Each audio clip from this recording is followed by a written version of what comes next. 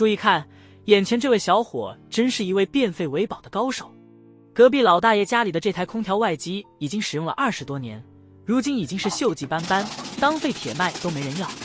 大爷只好倒贴100块，让小伙帮忙拆下来扔掉。